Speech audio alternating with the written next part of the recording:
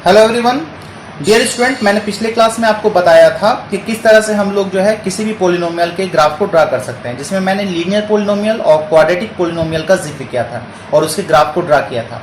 और साथ ही साथ मैंने उसका नेचर भी आपको बताया था। उसका नेचर भी हम लोगों ने समझा था कि लीनियर पोलिनोमियल का जो ग्राफ होता है वो कैसा होता है भाई, एक स्ट्रेट लाइन होता है। क्वाड्रेटिक पोलिनोमियल का जो ग्राफ होता है वो कैसा होता है, कर्व होता है, जिसको हम लोग क्या बोलते हैं, पैराबोला बोलते हैं। इस तरह के यू शेप को हम लोग क्या बोलते हैं, पैराबोला बोलते हैं। तो आज का हमारा जो क्वेश्चन ये है कि अगर आपको कोई भी एक ग्राफ दिया हुआ, क्वाड्रेटिक पोलिनोमियल आपको दिया हुआ है x² + bx + c, ठीक है, ए बी सी का वैल्यू कुछ भी हो सकता है। तो अगर ग्राफ दिया हुआ है तो आपको ग्राफ की मदद से, ग्राफ से आपको पहचानना है कि इस ए बी सी यानी x² और x² का कोएफिशिएंट, x का कोएफिशिएंट और ये कांस्टेंट c जो है, इसका साइन क्या होगा। बात समझ में आ रही है? जैसे मान लेते हैं आपको यहाँ पे कोई एक पोलिनोमियल दिया हुआ है, मान लेते दिया हुआ है कि 3x² है, -7x है, प्लस कितना दिया हुआ है, 1 दिया हुआ है, ठीक है। अब इसको इससे कंपेयर कीजिए तो यहाँ पे a = कितना है, 3, यहाँ पे b का वैल्यू कितना है, कंपेयर कीजिए तो b का वैल्यू -7 है और c बराबर कितना है, 1। तो यहाँ पर देखिए a जो है वो क्या है, पॉजिटिव है, a इज पॉजिटिव मतलब ग्रेटर देन 0। यहाँ पे b क्या है, नेगेटिव मतलब स्मॉलर देन 0, और c क्या है हमारा, पॉजिटिव, यानी कि ये भी क्या हो जाएगा, ग्रेटर देन 0। तो यहां पे आपको यही साइन आपको बताना है, बिना ये दिया हुआ, ये तो दिया हुआ नहीं रहेगा, सिर्फ आपको दिया रहेगा जनरल फॉर्म, आपको दिया रहेगा क्वाड्रेटिक पोलिनोमियल का, और ग्राफ को देखकर आपको बताना है कि इस ग्राफ के लिए इस ए बी सी का वैल्यू क्या होगा, पॉजिटिव नेगेटिव बताना है। आ रही बात समझ में? तो चलिए शुरू करते हैं। देखिए ए का वैल्यू बताना तो एकदम आसान है, मैंने पिछले वीडियो में भी बताया था कि अगर पैराबोला ऊपर की तरफ खुला हो, है ना, तो ए का वैल्यू क्या होता है, पॉजिटिव होता है। अगर नीचे की तरफ ओपन हो तो ए का वैल्यू क्या होता है, नेगेटिव। तो चलिए ए का वैल्यू तो हमने निकाल लिया। अब यहाँ पे करते हैं बात बी की। तो देखिए यहाँ पे पी जो है हमारा वर्टेक्स ऑफ पैराबोला कहलाता है, मैंने पिछले क्लास में बताया था। और पी का जो कोऑर्डिनेट होता है वो होता है -b/2a -d/4a। आपको ये भी पता होगा किसी भी पॉइंट का जो कोऑर्डिनेट लिखते हैं तो सबसे पहले हम लोग क्या लिखते हैं, एक्स कोऑर्डिनेट, तब लिखते हैं वाई कोऑर्डिनेट। तो यहाँ पे देखिए एक्स कोऑर्डिनेट कितना है, -b/2a। अब ये बताइए कि ये कौन सा क्वाड्रेंट में ये पी पॉइंट लाई कर रहा है। तो first, second, third, fourth point में लाई कर रहा है। तो ये जब फोर्थ पॉइंट में लाई कर रहा है, इसका मतलब कि फोर्थ क्वाड्रेंट में जो होता है हमारा x का वैल्यू वो क्या होता है, पॉजिटिव होता है या नेगेटिव होता है, याद कीजिए। तो फोर्थ क्वाड्रेंट में हमारा क्या होता है, x जो है पॉजिटिव होता है, y क्या होता है, नेगेटिव होता है। फर्स्ट वाले में क्या होता है, फर्स्ट वाले में दोनों पॉजिटिव होता है, प्लस प्लस होता है ना, ये 9th क्लास में भी हमने पढ़ा था कोऑर्डिनेट में। और सेकंड वाले में क्या होता है, x नेगेटिव होता है, y पॉजिटिव होता है। थर्ड वाले में क्या होता है, दोनों नेगेटिव होता है ना। और फोर्थ वाले में क्या होता है, तो फोर्थ वाले में हमारा जो होता है x पॉजिटिव होता है और y क्या होता है, नेगेटिव होता है। तो अब इसी की मदद से हम लोग क्या करेंगे, इस b के साइन को फाइंड आउट करेंगे। तो अब यहां पे देखिए, सिंस, यहां पे मैं लिख देता हूं, since p lies in fourth quadrant, p कहां लाई कर रहा है भाई, फोर्थ क्वाड्रेंट में। सो x कोऑर्डिनेट, इस क्वाड्रेंट में x कोऑर्डिनेट कितना हो जाएगा, x coordinate will be positive, ठीक है। तो अब यहां पे देखिए x कोऑर्डिनेट कितना है, -b/2a है, तो -b/2a क्या होगा, पॉजिटिव होगा। क्लियर है? 2a को आप क्रॉस मल्टीप्लाई कर दीजिए तो -b जो होगा वो ग्रेटर देन कितना हो जाएगा, 2a × 0 हो जाएगा, -b ग्रेटर देन 0। अगर -b 0 से बड़ा है तो b जो होगा वो क्या होगा, स्मॉलर देन 0 हो जाएगा।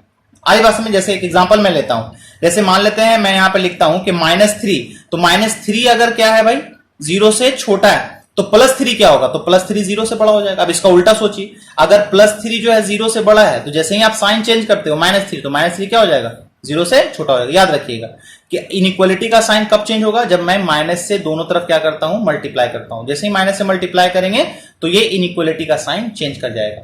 एक और एग्जांपल लेते हैं, जैसे देखिए यहां पे 4 जो है वो ग्रेटर देन कितना है, 3 है, 4 इज ग्रेटर देन 3।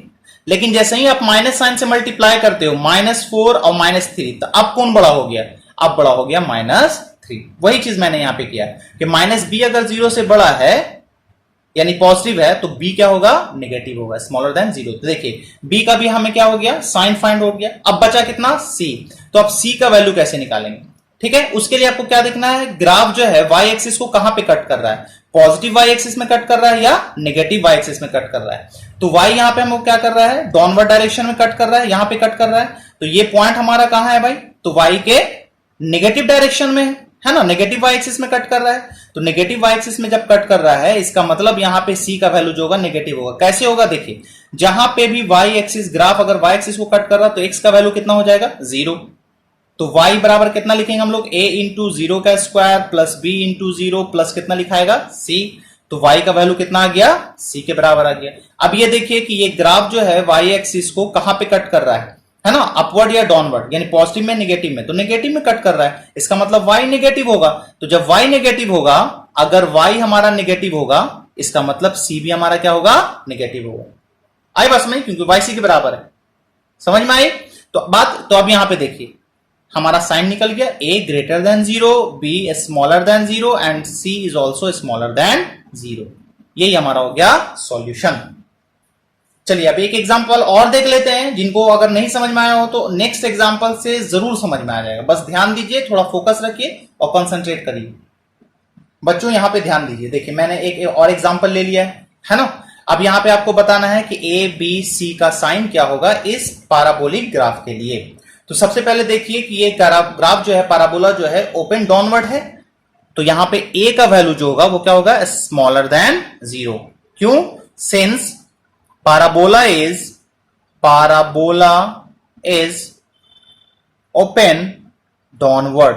ये नीचे की तरफ खुला हुआ है ना, तो जब नीचे की तरफ खुला हुआ होता है तो ए का वैल्यू क्या होता है, नेगेटिव होता है। अब बी का बात करेंगे तो बी के लिए हमको क्या देखना होता है, इस पैराबोला के वर्टेक्स का एक्स कोऑर्डिनेट। ठीक है, एक्स कोऑर्डिनेट। तो अब यहां पे देखिए पी कहां लाई कर रहा है भाई, किस क्वाड्रेंट में, P lies in which quadrant, P lies in second quadrant. ये फर्स्ट हो गया, सेकंड हो गया, ये थर्ड हो गया और ये कितना हो गया, फोर्थ हो गया।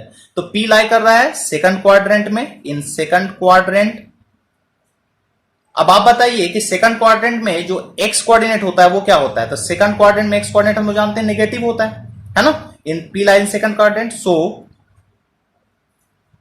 Minus B by two A, देखिए एक्स कोऑर्डिनेट तो यही ना है, ये वाई है, तो माइनस बी बाई टू ए जो होगा वो क्या होगा, स्मॉलर देन क्या होगा, 0 होगा। नेगेटिव का मतलब ये होता है smaller than 0। Any number smaller than 0 is negative number and any number greater than 0 is positive number. इस तरह से डिफाइन करते हैं। तो यहां पर देखिए एक्स कोऑर्डिनेट हमारा क्या होगा, नेगेटिव होगा। ठीक, अब यहां पे हम लोग क्या करते हैं, फिर वैसे ही करेंगे, 2a को क्रॉस मल्टीप्लाई कर देंगे तो माइनस बी जो है स्मॉलर देन 0 होगा। तो जब माइनस बी स्मॉलर देन 0 है तो जैसे ही हम इसका साइन चेंज करेंगे तो b क्या हो जाएगा, ग्रेटर देन 0, यानी b क्या हो जाएगा, पॉजिटिव। अब c के लिए मैंने क्या बताया, c के लिए मैंने बताया कि आप x का वैल्यू को 0 पुट कर दीजिए। तो x का वैल्यू जैसे ही 0 पुट कर दीजिएगा तो y का वैल्यू क्या मिलेगा आपको, c मिलेगा, है ना। y का वैल्यू कितना मिलेगा, c। अब आपको सिर्फ ये देखना है कि ग्राफ जो है y एक्सिस को कहां पे कट कर रहा है, पॉजिटिव y एक्सिस में कट कर रहा है या नेगेटिव y एक्सिस में कट कर रहा है। ठीक है, तो ये ग्राफ कहां पे कट कर रहा है भाई, पॉजिटिव y एक्सिस में कट कर रहा है। इसका मतलब यहां पे क्या होगा कि c जो होगा वो क्या होगा, पॉजिटिव होगा। तो हमारा साइन क्या मिल गया, a negative, b positive and c is positive. ये हमारा हो गया सॉल्यूशन। आई बात समझ में। चलिए एक दो एग्जांपल और ले लेते हैं। देखिए बच्चों मैंने यहां पे एक एग्जांपल और ले लिया है ना। अगर आप चाहते हो कि इसे खुद से सॉल्व करो तो वीडियो को पॉज करके इसे बना के देख सकते हो। ठीक है, चलिए शुरू करते हैं। सबसे पहले ए की बात, तो चूंकि ये जो ग्राफ जो है वो ओपन कहां हो रहा है, ओपन डाउनवर्ड हो रहा है। इट मींस यहां पे ए जो होगा वो स्मॉलर देन क्या होगा, 0 होगा, है ना। पैराबोला नीचे की तरफ खुल रहा है तो ए क्या होगा, नेगेटिव होगा। अब आते हैं बी की बात। तो यहां पे देखिए ये बी जो पॉइंट निकालने के लिए हमको क्या देखना होता है, हमें देखना होता है पैराबोला का वर्टेक्स। तो पैराबोला का वर्टेक्स जो है वो नेगेटिव एक्स एक्सिस पे ही है और बेहतर है हमारा। तो नेगेटिव एक्स एक्सिस पे है, इसका मतलब कि यहाँ पे ये जो माइनस बी बाई टू ए होगा एक्स कोऑर्डिनेट वो क्या होगा, नेगेटिव होगा। तो यहाँ पे मैं लिखेंगे minus B by two A is smaller than 0, है ना, नेगेटिव एक्स एक्सिस पे है ना।